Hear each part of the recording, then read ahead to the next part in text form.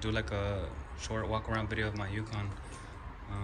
As you can see, it has 26s and it does have a 5.7 drop. But like I said, I mean, I'll try to do that later. In this video, I'm gonna just show you how I mounted the popper. So here you go. So basically, when you open your door, the Yukon's pretty cool also because I don't know if you can see, it has like a circle right here, and that's where your popper's gonna go. On the Silverado, it didn't have anything, so it just looked all plain, which was a little bit harder. But now that I see this is even simpler because it actually lines up where I put it, and this was the best spot that I found to put it. But if you can tell right here, this is where the door makes contact. It's got like a little rubber grommet, so that's actually the best spot in it. And they actually already made it like they wanted you to put door poppers or something. But as you can see, that's basically where it goes. Yeah, just like that. It aims like right there.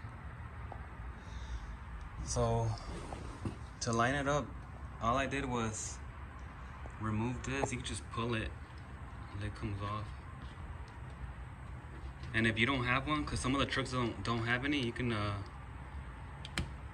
get them off the junkyard, another car or something like that. They're just like rubber pieces. So like the Silverado didn't have one, so I actually used the one for my Yukon. So but I'm gonna show you, like I said, I put it back on here so you can see.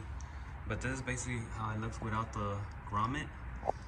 And then this is the popper. And these are some of the things that I use right here. A Sharpie to mark like where I centered it. A small tapping screw, because I like to start small and then go big, because you don't want to go big right away. It'll probably move around. And then a small drill bit for the screws, because you do have to screw it with like two Phillips, like small Phillips. It has 2 mounting points. And then this bigger drill bit for the actual popper itself, it's a 5/8. I believe it should be right here. Yeah. And then, like I said, this is just a Phillips. But basically, like what I did was grab the popper, and also this one I found in Amazon. So if you guys are interested, you can look them up on Amazon. Just type in like door popper, and then if you see the picture just like this, they're basically all the same. But what I did on the Silverado, because I didn't have this marking, all I did was like flip it around with the stud, and I put it in here, and then I closed it, or tried to close it, and it actually like lines up pretty good, like right in the center. I don't know if you can see that. Like right there.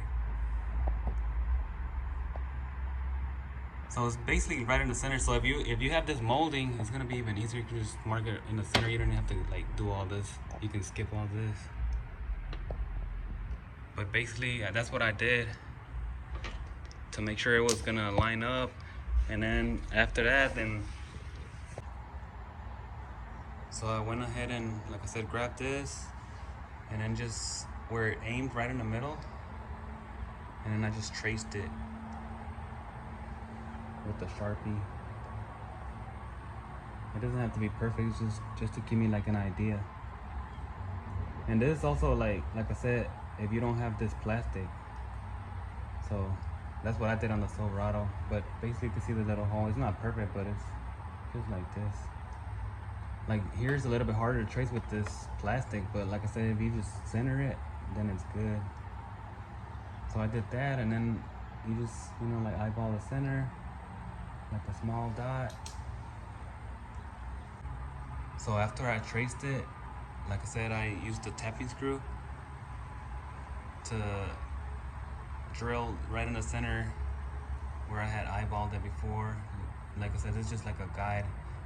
But if you do have this, it's even easier. You just right away just center it right there, and then start it small, and then I went ahead and started bigger all the way up to the 5/8. bit. You can use like uni bits, step bits, you know, like small. Don't go like all the way. I mean, not unless you're really good at it or whatever, but I wouldn't recommend that. I would just start small and then go big. And then once this is all drilled out, I'll show you on the Silverado over here. All right, so we're back here on the Silverado one that I had already made. Like whenever you do your hole for the pin, you'll notice that it has two pieces of metal. As you can see inside, there's like more metal. So you're gonna drill over 2 walls. And I kind of shaved them all down. I don't know if you can see it right there. So it's like 2 pieces that you're gonna have to go through. And the inside one might be a little bit tricky, but you just gotta wiggle it around and get it in there, like test fitting it and stuff. And then you should be good. After that, I mean, it's easy, just like slides in and then you know, screw it down. And once you screw it down, then you can put the little cap on it and you're good. And then you just, you know, like close it, put the rubber back on the door right there, and then they line up perfect. And that just helps it like to push the door more out.